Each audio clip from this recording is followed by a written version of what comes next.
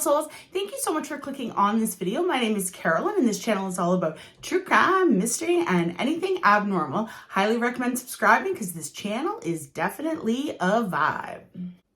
Today's story is often referred to as the Gone Girl case, and there was a book in 2012 called Gone Girl. I'm sure most of you have heard of it. There was also a movie with Ben Affleck, but I find it insulting to refer to this case as the Gone Girl case because in Gone Girl, she runs away and makes it look like she disappeared when she purposely did it, and then the suspicion falls on the husband, which is not anything at all like today's case. So let's get into the real story behind this. March 23rd, 2015, a woman named Denise Huskins disappeared. Suspicion surrounded her boyfriend, Aaron Quinn, which is quite typical. If someone goes missing or if there's a crime committed, it's usually the partner, and that's the first person that everyone is going to look at. But then 2 days later, Denise returned, and her return was extremely bizarre. So how it all started. Aaron Quinn had just called off his engagement to his co-worker named Andrea. The reason he broke up with her is he was suspecting that she was cheating on him. After they broke up, when he would go to work, where they both worked at a hospital, he would still go up to her and try to hug and kiss her. And you could say he was having a hard time with the breakup and really letting Andrea go. But Aaron did not have to wait long to find someone new. It may have been that he was trying to rush to get over the relationship he had just ended when he met Denise Huskins, where they both worked as physical therapists at the hospital. And Andrea, his ex-fiance, she works at the same hospital too.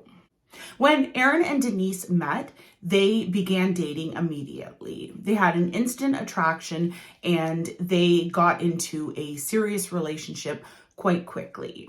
And it's said that the past will always come back to haunt if you have not made peace with it. And that's exactly what happened in this case. Even though Aaron had decided to end the engagement and relationship with Andrea, he was having a really hard time getting over her. Denise discovered that he was still communicating with his ex, and the two of them were talking about getting back together. Denise knew she didn't deserve this, so she expressed her feelings to Aaron. The issue stretched out over a few weeks where they were going back and forth discussing this issue. And even though they had had a hard time in their discussions about this, they didn't break up. So it's definitely an indicator that they still really wanted to be together. They just kind of needed to work out some kinks in the relationship. So finally on March 22nd, 2015, the two of them agreed to meet up at Aaron's house so that they could hang out a little bit and see if they could make this relationship work. The two of them ordered some pizza and had a lot of conversations. And by the end of the night, it seemed as though the two both had agreed that they both wanted to be together and they were both going to put in a lot of work to make sure that they could rebuild the trust and have a good, happy relationship that they both deserved. But life, it's hardly simple and it's definitely not predictable. And what happened next, no one could predict. In the early morning hours of March 23rd, 2015, they were sleeping in bed together when an intruder broke into their home. Now, it was a very strange intrusion because, first of all, the intruder, he was wearing a wetsuit. He also had what they believed was a gun because they woke up to this intruder in the bedroom with them, and there was a green light shining onto Aaron, And presumably they assumed, which I think anyone would, that it was a gun and this was kind of the pointer showing where the bullet would go. Instantly, both of them were terrified, and Aaron wanted so badly to protect Denise. The intruder stated to both of them that this was a robbery. It wasn't clear to either of them if there was only one intruder or if there were multiple intruders, because the intruder immediately told them to lie face down. He also put blacked out goggles over their eyes, so basically they can't see anything. He then told the two of them to drink something that he had prepared, and it had sedatives in it. So he told them, you're either going to drink this or it's going to be forced down your throat. So both of them drank this drink containing sedatives. Denise was sent to the bedroom closet first, and then Aaron was told to follow her.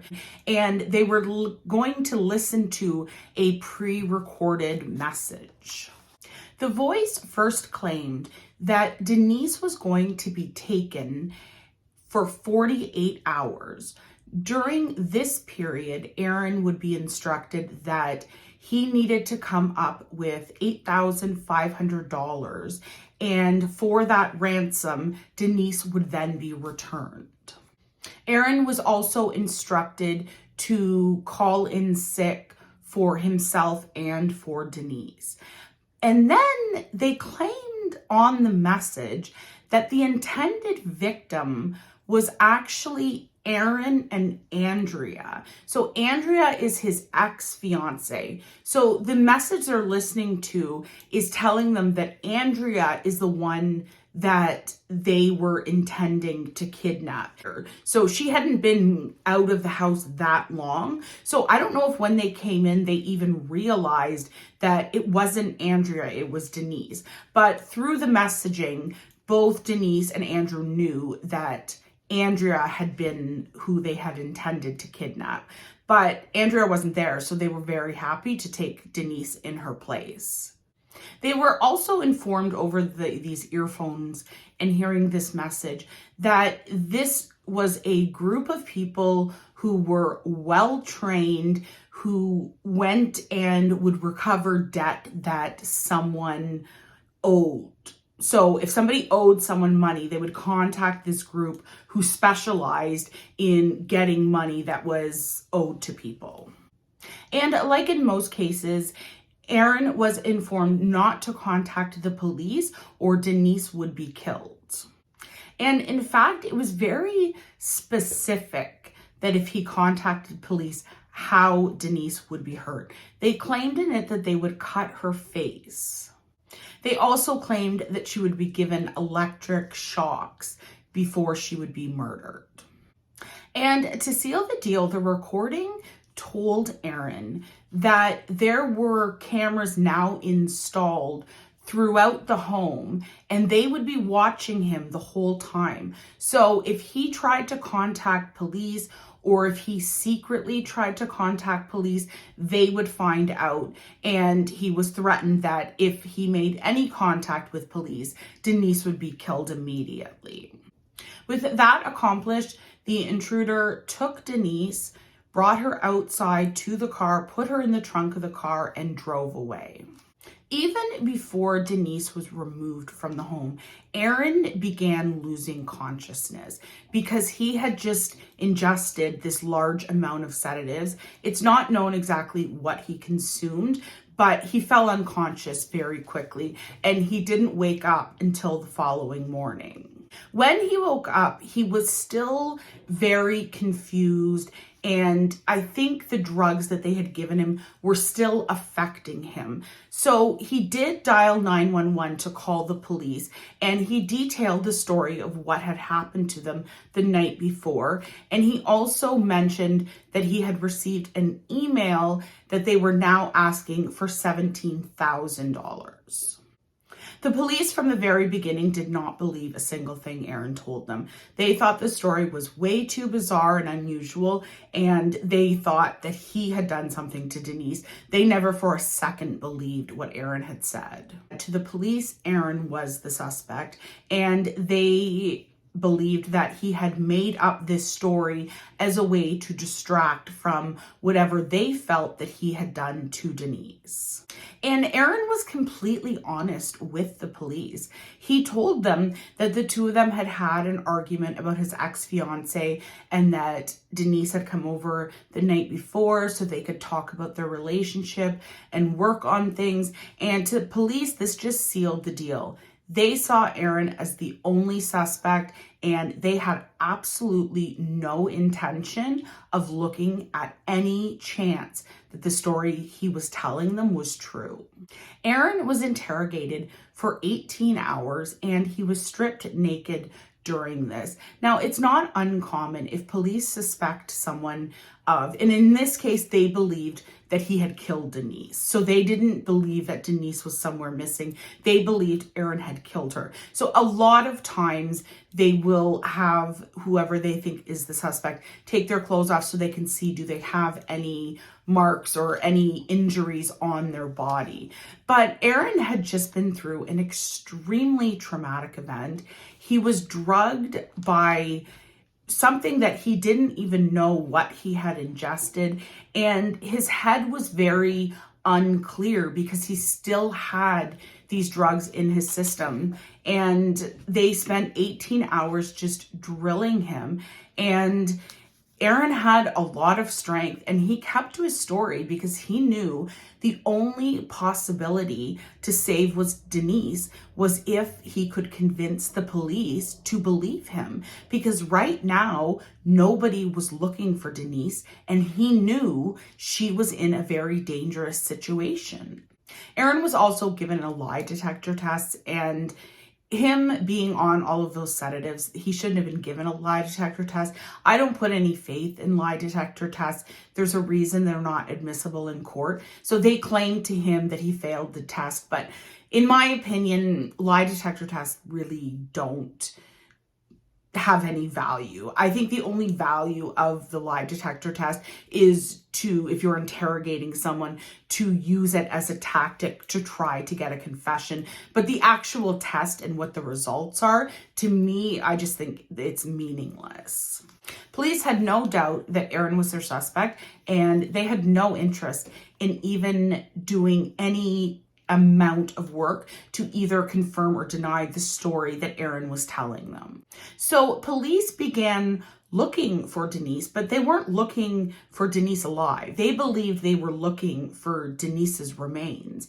And then an unimaginable twist happens. Denise is returned. Denise was dropped off not far away from her mother's house in Huntington Beach, which is 400 miles from where she was kidnapped. The kidnappers had told her, they got her out of the vehicle, told her to keep the blacked out goggles on and to count to 10. And once she counted to 10, she could take the goggles off and she was free. And as soon as they sat her down, she could hear the car driving away. So she gets up and walks a few blocks to her mother's house. So obviously the police are contacted when Denise is returned. So you'd think, okay, now the police are going to believe Aaron. No, they are now of the belief that Aaron and Denise planned this whole thing themselves. They think Denise was never missing, and they were doing this for attention or fame, which makes absolutely no sense, but here we go. The feds offered Denise immunity if she would confess that the whole thing was a ruse. And there was a Netflix series that was released, I think it was last week. Well, probably this will get uploaded. So probably about a week before this will be uploaded on the channel. But I watched the documentary, and this part really hit me hard because Denise is interviewed in this. And when she talks about being offered immunity, she is like, immunity from what? Because she's a victim. What is she being, like, what is the immunity for? They think this is an entire made up situation. And there have been some examples of situations where people will fake a kidnapping. The most famous case I can think of is Sherry Papini. And if you don't know that story, she basically pretended that she was kidnapped, but she was really with an ex-boyfriend. But anyways, I don't want to go into the whole story. So there are situations that have come up where there have been people who have faked a kidnapping. But the thing is it's really, really uncommon. And the cases, when it does happen, they get so sensationalized and they get so much media attention that I think it really gives the public this perception that it's something a lot more common than it is, because it's an extremely, extremely rare thing to happen. Like any police officer with, a day of experience as a police officer would know that that is the exception, not the rule. And that would never be your first thought in a case, unless you're these police and it is what they think. Even after she's returned, then it's the two of them are in on it. But when Denise was offered immunity, she obviously turned it down because she was the victim and she got a lawyer. It was clear at this point that Denise needed to protect herself, and the people she needed to protect herself from was the police. No one in law enforcement had any interest at all in even hearing what she had gone through. She had been kidnapped. She had also been essayed twice while she was away. She'd gone through an extremely traumatic event, and Aaron as well. He was not the one kidnapped, but he experienced the trauma of the experience they went through at the house before Denise was taken. And then he went through the trauma of knowing that Denise is not safe and the police are not willing to help him. Denise and Aaron were not going to admit any guilt in this situation because they hadn't done anything wrong. They were both victims of a crime. They had nothing to admit to. But the public wanted answers, and it was very quickly sensationalized as the Gone Girl case. With no ability to understand how to do their job, the Vallejo Police Lieutenant Kenny Park decided to personally attack the two victims of the crime. So instead of doing, police work and verifying the story, following up what they're telling you, look into it. No, they go on television and basically berate and speak horribly about the couple, saying that they wasted police resources. And the only person that was wasting police resources was Lieutenant Kenny Park, because he's on television attacking victims instead of doing his job. So the kidnappers, because the kidnappers are real, this really did happen to this couple. The kidnappers, they start to get pissed off at the police for not believing Denise, which I found really interesting, because if you kidnap someone, it was really interesting because the kidnappers start contacting the police, sending them an email and basically admitting that they are the responsible parties and that Denise and Aaron are completely innocent, because they are. And to prove their claims, there was an email sent and they included pictures. And the pictures that were sent, they were the exact description of what Denise had described of where she had been held. And they also had voice recording sort of as a proof of life that they had forced Denise to record.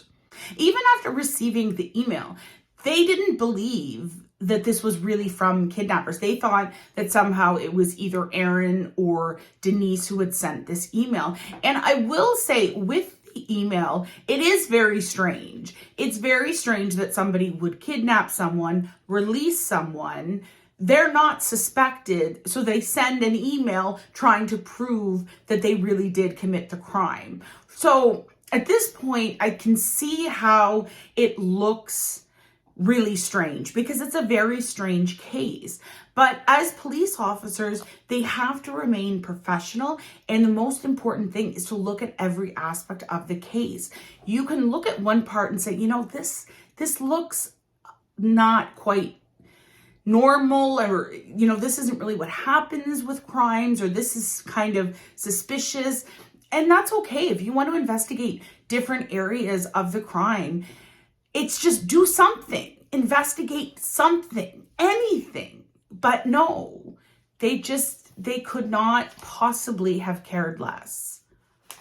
And the public was just absolutely disgusting in the way that they treated Denise. Somehow it came up on social media that Denise, as compensation for making up the fact that she was kidnapped and SA'd, let's not talk about the trauma she's already dealing with from that. They somehow on social media decided she should show a picture of her private parts as compensation. Like, the internet went insane and people were acting fools, and the police were leading the charge. Then, June 2015, there's another home invasion. Now, in this home invasion, one of the homeowners is able to tackle the intruder. Despite the homeowner's best efforts to try to tackle and keep the intruder was able to flee. But the intruder, when he fled, dropped his cell phone. Police were successfully able to track the phone to a woman, and she told them that the cell phone belonged to her son. Her son was Matthew Mueller, and he was staying at her home in Lake Tahoe. Matthew was a former Marine and a former lawyer. He had been working as an immigration lawyer, but he was disbarred in 2013 for failing to pay his dues. Most criminals start with petty crimes and then they just continue to escalate, and that's exactly what happened in this case. After he had been disbarred, later in the year, it was discovered that he had charged a client $1,250 to help them with the application for a green card. But what he did was he took their money and he didn't do anything that he was being paid to do. He just took the money and that was it. Then Matthew started to resort to home invasion burglaries, and he was caught and charged with burglary later the same year. So at this point, we have Matthew, who is connected to the home invasion where he was tackled by the homeowners. This has still not been connected in any way to Denise and Aaron and what they had gone through. So these are happening in very different jurisdictions, and the cases are not connected. But what police end up doing is they end up searching Matthew Mueller's home, or the home that he was staying in. And one of the things they found was blacked out swim goggles. And they found a fake gun, and attached to the gun was this green laser. So the two things that Aaron and Denise had been very specific about was that they were forced to wear blacked out swim goggles, and they woke up and there was a green laser being pointed at their chest. And this is the exact thing that is found in Matthew Mueller's home, that we know he's already tried to break in to someone else's home. He was just stopped in that case by the homeowner. The police who were investigating Matthew, they had heard about the case with Denise and Aaron because it had been so sensationalized in the media. Everybody had heard about this story, and they started to realize everything they described in that case is the evidence that we're finding. So finally, police believe them. The truth was finally out. Matthew Mueller had planned and executed the whole thing. He was charged with kidnapping, drugging, and essaying Denise. During his trial, Denise had a lot of courage, and she took the stand to address her attacker directly. Denise said, "You treated me like an object, a toy, and an animal." Matthew pled guilty to 1 count of federal kidnapping and was sentenced to 40 years in prison. Matthew pled no contest to 2 counts of essay against Denise. He also pled no contest to robbery, burglary, and false imprisonment. And for those charges, he was charged 31 years in state prison.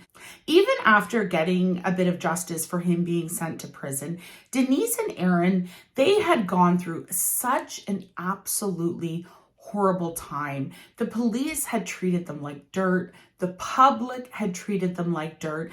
And they had also gone through this extremely traumatic event that they probably had not even had time to deal with because they were dealing with all this stupidity from the police and the public. But Denise was a smart woman. She took legal action against the police and she was awarded $3.2 million. And good for her. And here is a really sick part of this. It took the Vallejo police 6 years to publicly apologize to Denise. 6 years. Okay? They had no problem with absolutely no proof, no evidence. They had no problem going on television telling everyone that first of all, Aaron had made this up and it was all a hoax. Then they get Denise back and then she's in on it. Like they had no problem telling everyone that these 2 people had wasted police resources and blah, blah, blah. They were just absolutely terrible. The fact it took them 6 years to apologize publicly is just so disgusting to me. And I'm sure it had to do with police. They don't want to admit guilt because they think, okay, well, there's going to be lawsuits. But you know what? Sometimes just do the right thing. Like as a police officer, you know these 2 people have been victims of a horrific crime. Admit that you were wrong and suck it up because you did such an injustice to them. They would have been better off to not even involve the police. That's how incompetent they were in this case. But this story does have a happy ending because Denise and Aaron stayed strong through this whole ordeal. They depended on one another to get through this, and they ended up getting married in 2018, and then they later had a child together. So it's actually nice to do one of these stories with a happy ending because not that kind of happy ending. Simmer down. I never get to give you a happy ending. I gotta stop saying happy ending. Okay. It's not often that I get to tell you a conclusion to a story that is happy. So it's nice to end a video happy. Okay, so yeah, there we go with that. So I hope you enjoyed today's video. I really, really appreciate you all being here with me. You mean so much to me, you have no idea. And I hope you all will do something today that makes your soul happy. And I'll see you in a few days with another video.